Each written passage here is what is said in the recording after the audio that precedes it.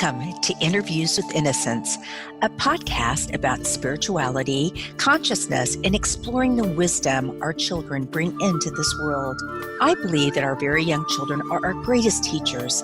After all, they're the masters of living in the present moment, bubbling in unconditional love, enjoying the messiness of life, and curious about the universe in all its dimensions. The pure essence that young children exhibit lives within all of us. My hope is that these interviews will help us discover, embrace, and connect with the sacred core of childhood that resides within each of our hearts. I am your host, Marla Hughes. Today, I am so excited to have Tricia Barker on the show. Tricia is a graduate of University of Texas, and she also has her MFA in creative writing from Goddard College. Trish had a profound near-death experience during her senior year of college, and this experience guided her to teach overseas in public schools and at the college level. Her near-death experience story has been featured on I Survived, Beyond and Back, National Geographic, and in Simple Grace magazine, an article in Women's World magazine, Coast to Coast AM, and it was featured on the Dr. Oz show. She now teaches at a beautiful community college in Fort Worth, and she also interviews other near-death experiencers, researchers, healers, spiritual teachers, and mediums on her very own YouTube channel. So thank you for coming to the program, Trish. Oh, thank you, Marla. It's a pleasure. I'm looking forward to talking with you. Yes, me too. Do people call you Trish, or is it always Tricia? Tricia, yeah. Tricia. Okay, great. I'll stick with Tricia then. So let's just jump right in. Can you just tell us a little bit what happened your senior year of college, and what kind of person you were before that happened in terms of, spirituality? Yeah, so I was agnostic in my senior year of college, and I was also suffering a bit emotionally, and I was trying to get my life together in many ways to basically take on the world after graduation and enter the workforce. And I looked at my life and I felt a little scared. I remember just thinking, okay, I'm going to run this race, and this is a symbol of me getting my life together. Did not cross my mind that a spiritual experience would happen, or a near-death experience, or even an accident. It was early morning, and I had a car wreck, and I needed emergency spinal surgery after that. So I waited a long time in the ER, completely consumed by the physical. So the spiritual was really not important to me. I wanted to know if I was going to walk, who was going to get me out of my classes, because obviously this was going to be a big ordeal. And, if I graduate the next year, everything in my world before I went into surgery was locked right here in the physical, if that makes sense. Right. Yes, it does. So what happened after in the surgery? So I was wheeled in for emergency surgery, and what happened was I was shocked beyond belief.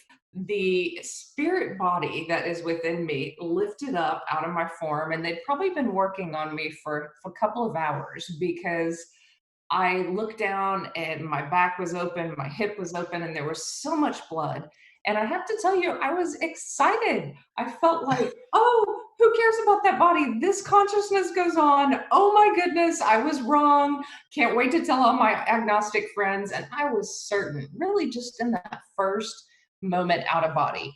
And I knew that because the consciousness that I felt so much more intense and alive and smarter perhaps than I had been, in my physical self. I felt like I was just learning so much so quickly. And I was certain that this was a reality, not a dream, because I could see the operating table, I could see my body, I could see the neurosurgeons at work, and it looked as if the angels standing behind them were a reality or an overlay. So it was like this reality plus another reality. And I thought, oh my goodness, there's so much more to life than I ever realized. I mean, I was truly joyful. I mean, that's just how my soul reacted to this. Right. And it was different from what I had imagined. I grew up in the Christian religion and I read the Bible and I tried to picture angels, but these angels were different. They were 9 feet tall, they were massive. And the first thing that they struck me with was their intelligence. So they had this healing, beautiful light that came through their eyes and went into the surgeons and into my physical body. And I knew just from listening to them through this energy that they were telling me they were going to assist the doctors, they were going to help heal me, they were there for guidance, and it was fascinating to me. I'd never heard of Reiki or anything like that in Right. 1994. And you didn't think of them as angels in the beginning, right? It was more like light beings, and that term came a little bit later for you? Yes, yes. I'm comfortable calling them angels, but they really just struck me as these intelligent light beings or these beings that spoke with light through their eyes, and yet they had a majestic quality to them, an eternal quality, an intelligent quality to them that made me feel in awe of their ability. Right. And so you were just thinking, "Oh my gosh, I can't believe this consciousness really does. I'm still alive. Yeah. More alive, more alive than ever." Yes, and it looked Wow. like this was the play or the theater, and that was the reality over there. I mean, that was my feeling about it was, "Oh, that's the real reality, and we just take this all too seriously," as I had right before that accident. I mean, I'd taken my Right. body seriously, my car, all these things, and a lot of times, what does that mean in 10 years or 20 years or 50 years? All these things that we worry about in the physical, it seemed as if the spiritual was so much more important, was really the reality of the journey. And that was just the first few moments of the near death experience. And I call that the out of body experience because after the angels worked on my body for a moment, the monitor flatlined. And then I realized, oh, my physical body's dead. They're probably going to revive me or they're going to try. I'm not interested in watching that. That will be kind of gross. That was my thought. Tired of the blood at that point. Yeah, I was just like, that's a lot of blood. And later, when the Bio Channel interviewed me, they did get my medical records, and they said that the way I had died is I bled to death. So on the operating table, I had internal injuries, Wow. and that was what occurred in that moment. So my heart stopped, the monitor flatlined, and my spirit form was out into the hall. I just couldn't wait to get out of there, and it seemed like easy to just go through the wall and just be in a new place. And I briefly saw my stepdad get a candy bar out of a vending machine and didn't know why that was important. Later, that was important because it was verified that he did indeed do that. And Right. researchers love those moments that show someone doing that, and or show that consciousness extends beyond the physical. Yes. I saw him, and then I just wished that he had a good life and was good to my mom, and then flew out into the night sky. And in that night sky, I felt a growing connection to everyone I'd ever known. So, and everyone in the town of Austin. It's kind of funny. A couple of months back, I went to speak in Austin and I said, "How many of you were here in 1994?" And I was like, "I think my soul merged with yours." I love it. And we It's laughed. good. But they Yeah. did look familiar. That was the odd part. Oh, really? Wow, then you were probably right. But I just felt this like love for everyone in the town of Austin, and I said to their soul, I just said, "Hey, I love you. Be good. Enjoy life, and take care of yourself." And it was just this merging, this oneness that felt really wonderful. And Right. then in that sky, I kind of transitioned into what looked like outer space, lots of stars, beauty. We've seen those space images, and it was Yes. very much like that.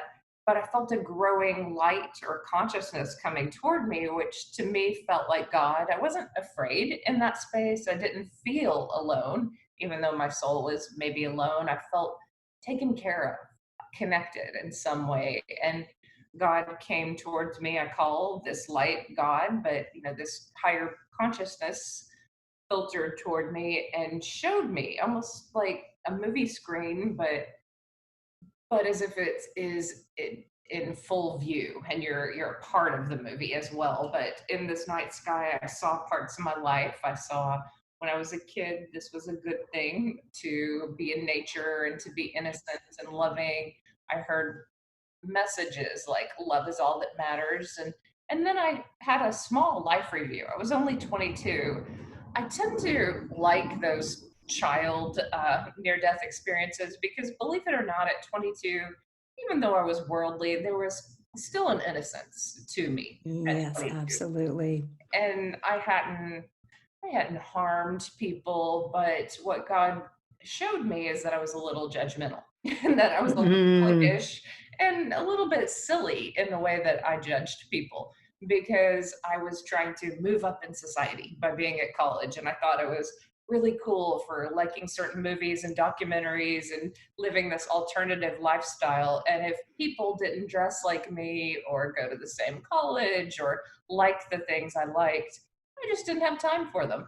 And right, God showed me that they were actually, this one couple prayed for me and they were actually very loving and they were worried about me. They thought I was depressed. And I was so humbled that I looked at their physical outside world and they actually cared about me at a soul level.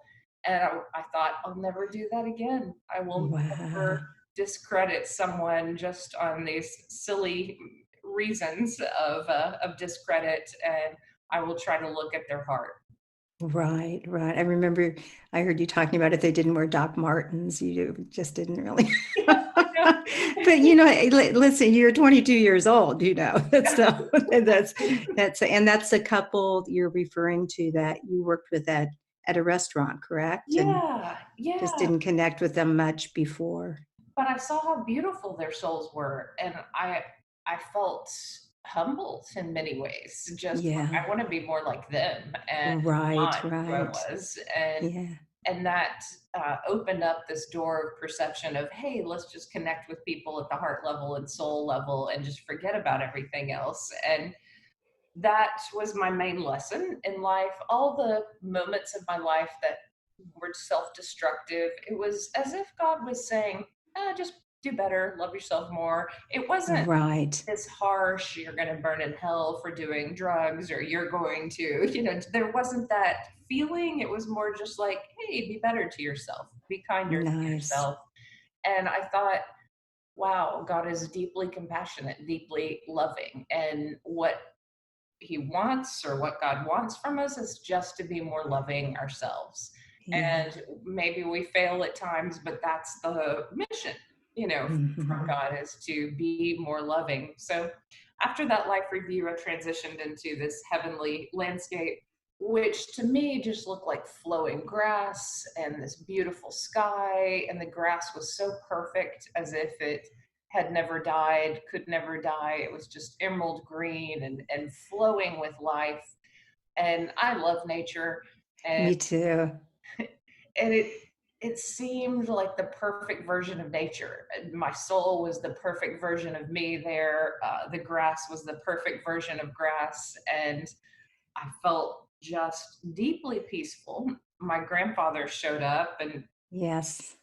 and he was the only person who was dead. He actually died when I was 10, and I was the last person to see him. And he had that surge of energy. And we were leaving for lunch, and he had leukemia, and he was in the hospital. And he sat up in bed, and he looked at me, and he said, "I love you, Tricia. Goodbye." And then we went to lunch. And when we came back, he was dead. And so it was kind of joyous to meet up Yeah. again. He was my touch point of unconditional love, someone who just thought I was his only grandchild, and he really made an effort to connect with me before he died. And when I saw him, I just felt at home and peaceful, like that reuniting of us was just perfect, the way it should be. And I think everyone is going to feel that when they transition. I think everyone is going to see the people that they miss and love so much, and it feels like Mhm. no time passed at all, like they've always been in their Right. hearts. And Yes. And there was a blue truck there, I heard. Yes, this is weird, and this is probably where agnostics will go, "That's a dream." But it was not a dream. The truck was a perfect version of a truck he had given our family, and in life, the truck had sat there and rusted and just sat in our front yard. We're a country family, and it just I thought about putting pot plants in it at some point or decorating it. But in heaven it was working perfectly, and I think that's the point of it, is that everything that we love, and he loved that truck and had given it to our family as a token of love. Right. And I almost wouldn't have recognized him without that truck, because he looked to be about 35 and his jaw was so strong, and he was this handsome younger man, and he did not look like the man in his 70s who died of leukemia that I knew when I Yeah. was 10. And so we just did what we did when I was a kid. He let me sit in the back of the truck, and I had chosen a form like a child. So we kind of matched each other in that way. Our relationship continued. And then he turned back to me and he said, "Do you want to continue on?" And I knew continue on meant go towards the light of God. And my soul was like, yes, without a doubt. And I You're just right. flew towards God. I could feel people's prayers trying to hold me back, and I could hear every single word that they said, which was fascinating, as if it was just an entity. The prayer was a wind or an entity, but I didn't care because God was up ahead. And so Yes. understood that they were praying, and I thought, that's sweet, but I'm about to meet God. So Thank you, but no thank you. this is really a big moment. Yeah. Yes, it would be. And I had never felt so good. And honestly, I have to say, I've never felt as good as that moment. That was the best moment of my life. The closer and closer I got to God, the more at peace I felt, the more loved I felt, the more I felt okay as myself. And I think we all just long for that. We just want to feel Mm, that level of safety and love and peace. And we glimpse it in meditation and church and deep connection moments with one another. But I have to say, it's a million times better being in the presence of God. right. And many near-death experiencers, and I'm one of them, get kind of brokenhearted and lonely for that feeling, because it is the best feeling ever. And I wanted to Yes. keep going, to just merge with God's love, to just get deeper and deeper into it, but I was stopped. And Right. every near-death experiencer generally talks about some boundary. Sometimes it comes very Yes. early, sometimes later. Mine happened then, and I couldn't go any deeper into that light of God. And I was shown this river, and God said, "Look down, you're going to work as a teacher. There are people who need to be reminded of their own light and their own connection to divinity." And I realized that light was inspiration. It was feeling good about oneself. It was letting go of fear. The darkness was really fear, depression, anger, anything that prevented people from being their best self. And I thought, Yes. well, I guess God thinks I should do this through education, but no. So I do not want to be a teacher. I grew up poor. Yes. No, thank you. And so it's funny that you can be rebellious even in the presence of God, but apparently you can, but God knows better. So I was Yes, yes. flung back into my body, and that was that. Well, and you became a teacher. I did. I had no Yeah. choice, and it has Yeah. been amazing. Right. And before we talk about that, I find it so fascinating that I know as a little girl, you just love to be outdoors. And I grew up in the country too. So I totally get what you're talking about as being a little girl on the truck and your legs swinging off the back end of the truck. And I'm such vivid memories. And then that's what you really connected with when you were on the other side with the nature, and that you were told, I thought, or you were shown how it was when you were like a 3 or 4 year old again. Can you just elaborate on that? Yeah, so I was very deep as a child. I would go to nature and I would try to connect with God. And I think it was around 4 or 5. I'd been to a lot of Sunday school classes, and I tried to Hmm. connect in my own way. And I just came up with this. I sat cross legged out in a field near a briar patch. And I said, God, I want to see rabbits. So I closed my eyes, kids. So I Right, closed my eyes right. and I just sat there and prayed for a long time. And when I opened them, all these rabbits were playing Oh, around me. And there was like, baby rabbits, and they were pretty close. They weren't that far away. And I thought, oh, this is amazing. I got my wish. Well, in heaven, I saw rabbits in that grass. And so that just made yeah. me feel so happy that maybe faith is connected to us in this deep way, and that maybe what we love and what is important to us lives on. So that connection to those rabbits lived on the other side. So Yes. many people have talked about seeing their pets on the other side and Yes. being connected in that way. So I feel like I have a little tiny glimpse of that. Yeah. Do you feel also that it was showing you the importance of having more of a childlike nature, more wonder or awe, being open, unconditional love? Yeah, it's a beautiful way to be. It really is. And more joy enters into our lives when we're able to live like that. And Right. I think the greatest friendships and greatest relationships are when people can just meet one another in that field of experience and be joyful and happy together. Right, right. So tell me a little bit about teaching because I know you just love it and you work with kids who are not affluent, if yeah, that are a bit, some are underprivileged, I guess I can say, um, and you just say that you see their hearts and you try to help them expand. And sometimes even the light kind of comes through you. And they're just sitting there looking at you like, what is going on? Just tell us a little bit about your experience as a teacher. Yeah, so initially, I had a year-long physical recovery, and after that accident, and I just went back to college and said, okay, I'm doing this. I'm going to teach, even though I wanted a more lucrative career. And I can Right. tell you that the moment my feet hit that first classroom, I felt like it was destiny. I felt, oh, okay, Wow. then I'm really meant to do this, and I can just speak to kids in truthful, honest ways. And it's amazing. Parents and coaches and other people in their lives, they might come off in a different way or they might seem to have an agenda, but I just told them the truth about what I saw, what I experienced, what I think was better for them in terms of health and their abilities. And I think there was a combination of inspiration, but there was maybe a combination of kind of tough love too. Like, hey, I'm going to tell you Right. the truth about your situation and what you have to do to change it if you want to.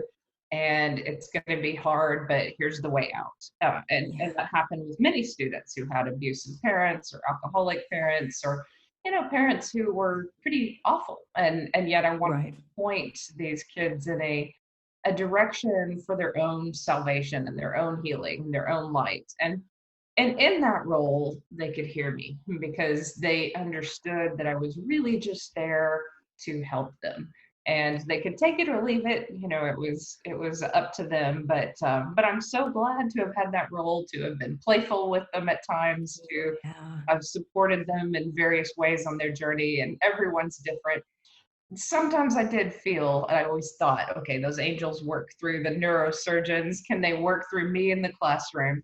Yeah. When I was lucky, I would feel something working through me, telling me to elaborate on a theme in a story because someone needed that in their life at that time. And maybe it didn't help everyone, but maybe it was aimed at this one person who was struggling.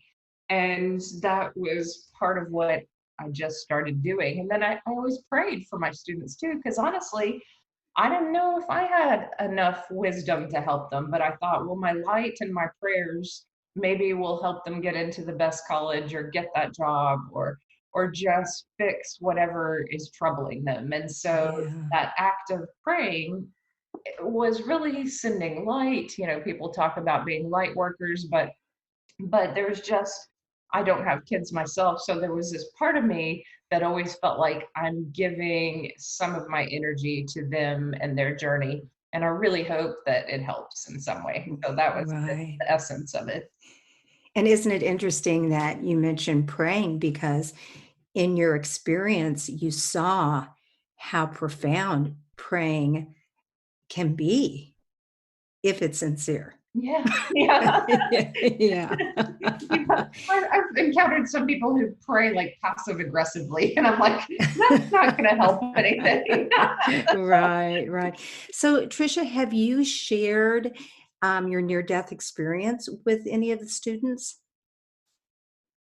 Yeah, that's a great question. As odd as it sounds, and I did work in public school systems, I thought, every teacher tells some story about their lives. There's one day where they get off topic, and I said, Right. that's always going to be the story I tell. Wow. So, yeah, they were shocked every time. Right. Less so the last 5, 10 years in the college level, because I think it is becoming a little more mainstream and people understand, or they're adults. But high school kids and junior high kids back in the 90s and early 2000s, I mean, Yes. their mouths just dropped wide open and they were like, what? Absolutely. Wow.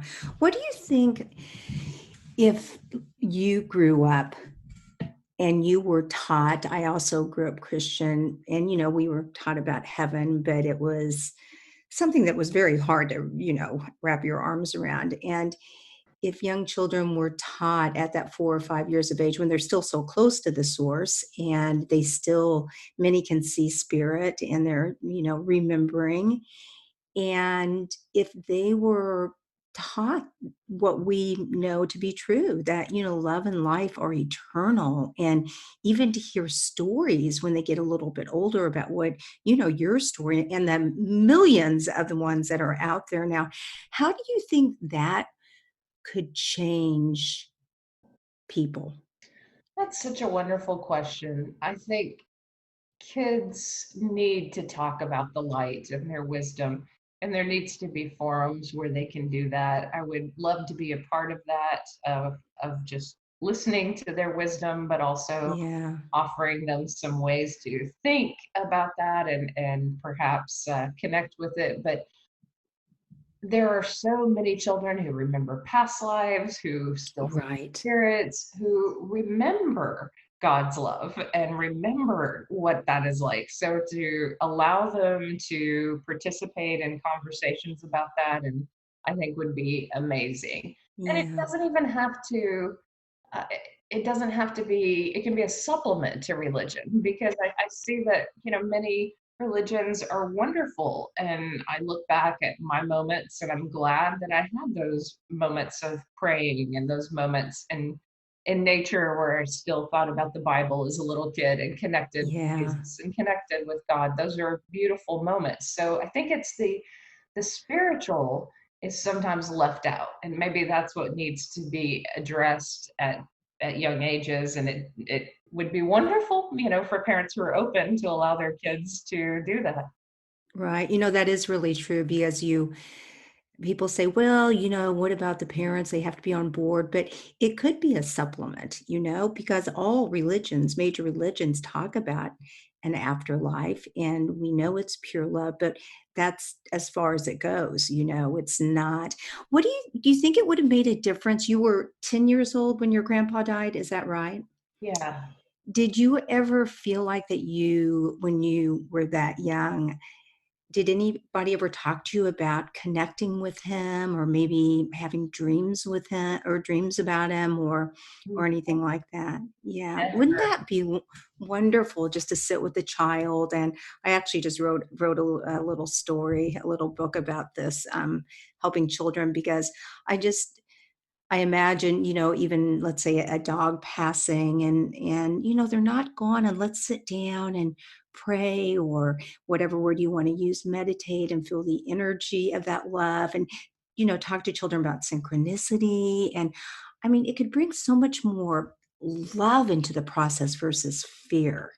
Do you agree with that? I do. And I think there's this tendency, like I look back at my grandfather's funeral and my grandmother and other people, and they were focused on the casket and the tie. And then I overheard that what they do to the body, the embalming process. And so Oh my gosh. totally focused on the physical. In fact, in some kind of weird way, I was like, do I touch him? Do I not touch? He's not going to be the same. And everything about the whole funeral seemed to be focused on the physical, not the, obviously my grandmother loved him, and Right, that right. element, but no one really talked about continuing on or that love continuing on. Yeah, Might still be yeah. my guide over there, watching and Right. wishing the best for me. That was not a concept that I heard, but how great would it be if more people had Yeah, if we conversations? can just, but I think that that seed is being planted by you and so many others because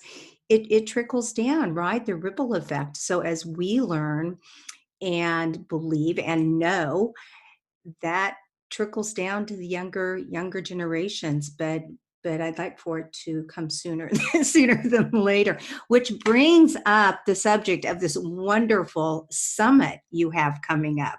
So can you tell my listeners about your summit? Yeah, and it's a perfect transition because my grandfather over there tells me that one of his main missions, and he has helped, I believe it or not, from the other side to remind me to talk more about heaven and the beauty of heaven and the perfection of heaven. He Right. showed me, and I just want to bring a piece of that feeling to earth, a piece of it here and there. And the summit from the beginning has been my hope to do that, to bring that energy of heaven in the stories where people talk about these moments here to earth, to make this place more beautiful and to make us more aware of that connection, that spiritual connection. But yeah, the summit has tons of speakers this year. There's several near-death experiencers, of course, but there's also some healers. And my focus is this will happen online on August 1st and 2nd, and you can find it on my webpage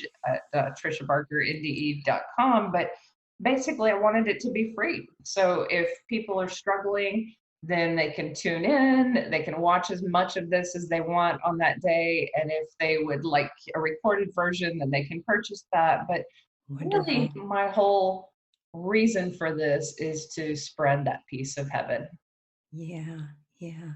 So what that begs the question, what was heaven like? I know you've kind of answered it, but just in a, Yeah. yeah. So, the greatest piece imaginable. So, if we just left all the worry behind and we really let our souls just sink into perfect peace, I think that's to Mhm. me what it feels like. If you think of your best meditation or your best beach vacation, whatever, Yeah, whatever it is yeah. that just made you feel deep peace. I think it's deeper than that. So it's better than a massage and a beach and a deep meditation. All of that. I know it's almost an unfair question because I know it's ineffable. And you hear that from every person who's had an NDE. And we always want descriptions, but I know I that's think the weird part is how much, especially when we go through tough times here, how much longing there is for it. And I know we sound like we're suicidal or something, and that's not really the case. It's just right. a missing that perfection and a missing that beauty and that peace. Right. And I know that there's reasons why our souls are here and we have missions and, Yes. and all of that, but that experience was amazing. I don't see how you could go through that and not long for that. Or and longing like it's not like you're going to do something, but longing that you miss it and you remember like it was yesterday. It's just the stories are just so profound. And so this is your third summit, right? Yes, yes. Yes. So I want to tell the listeners that I don't think I was around. Well, I mean, I was around, but I don't think I knew you when you did the first summit. The second summit was just amazing. And it's so you just awaken a part of your heart and your soul. So I really encourage everyone to tune in and listen. And I think it's just so wonderful of you for it to be free this year. And I think people will also get a copy of Sylvia's book. I heard that today on that interview Yeah, yeah. about dreams. Yeah. She has had these, Sylvia Isaacson has had these downloads from heaven. That's what Yes. she titled it. And it's just amazing. Since she was a young girl, she's met her grandfather in dreams, and she's just given a lot of information from the angels to apply to life. And she inspires me. I mean, all of the speakers there inspire me. Ah, And so inspiring. I just feel blessed to know the people I know. And it's Right. Right. Well, we need to wrap it up, but before I let you go, could you just wrap it up with what you were told, the lessons or the things the messages that you came back with? Yeah, so remind them to go to nature. And I think in this time period during the pandemic, a lot of people have been thinking about that. What's the real revolution? Is it growing one's own food? Is it getting closer to nature? Is it being less of a consumer and more of someone who really soaks in the beauty of this world and treasures this world? These are important thoughts. And I Yes. think that humanity does need to be reminded of our balance with nature is vital. And then love is all that matters and all we take with us. Really, every day, I think every person should think, what am I doing to love myself more? What am I doing to give love to others? What am I doing to give love to this world? Like, love should be our legacy. At least that's the way it seemed, because our memories and our life review and everything that we take with us is made of love. So that love that we have for pets, that love that we have for whatever is a beautiful thing, and it's connected to that childlike joy. So that image and that idea that's biblical too was one of the messages, which was be like a little child. And how hard is that at times? But don't children heal us? I mean, isn't it the greatest acts of love that and innocence that move people to go, I'm going to rethink this. I mean, when you look at topics around racism, people are always posting pictures of beautiful little kids of different races hugging one another. And there's a reason for that, because at our core, we're love. And at our core, that's what we are. And that's the beauty of who we are. So I think being like a little child and love is all that matters, they kind of go hand in hand. Yes, absolutely. Well, Tricia, thank you so much for coming on the show again. And once again, if people want to find you and also find the summit, where would they go? Yeah, so I'll keep it updated on my website, which is triciabarkernde.com, Tricia, Tricia Barker, NDE.com, and would love to have you join and would love to connect with you. So thank you so much for chatting with me and the opportunity today. Absolutely. And I will definitely be there at the summit. I look forward to it. Oh, thank you. Thank you. Okay, Tricia, thanks a lot. You have a wonderful day. You too. Okay, bye-bye. Bye.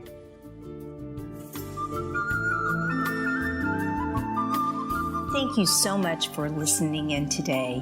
If you want to learn more about the show, you can find us at interviewswithinnocence.com and on Facebook or Instagram at Interviews with Innocence. Please write me a message, tell me what you liked, and let me know what else you would like to hear. I would love to hear from you. And if you liked what you heard, please leave us an iTunes rating and review. It helps other listeners find the show. Thank you.